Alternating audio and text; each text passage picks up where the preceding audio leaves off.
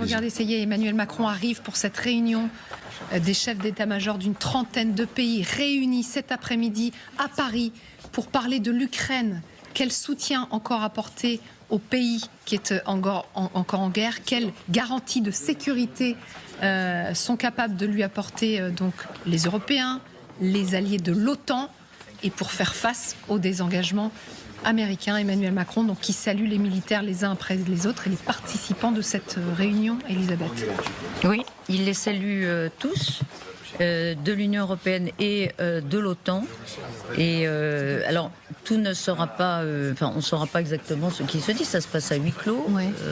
On ne sait pas exactement où ça se passe, parce que le caractère de cette réunion est tout à fait inhabituel. Il va se dire des choses qui ne seront pas publiques. On ne va pas dire exactement qui possède quoi. Ça fait partie de la dissuasion aussi. Mais l'idée, c'est de mettre en avant la puissance de l'Europe. Oui, comme François Bayrou l'a encore dit récemment, comme Emmanuel Macron l'avait dit avant lui, l'idée, c'est de rappeler que l'Europe est une puissance. Et que face au désengagement américain et aux menaces de Poutine, eh bien, il faudra compter avec elle. On verra. Il va falloir beaucoup d'efforts à venir dans les années qui viennent, mais elle n'est pas...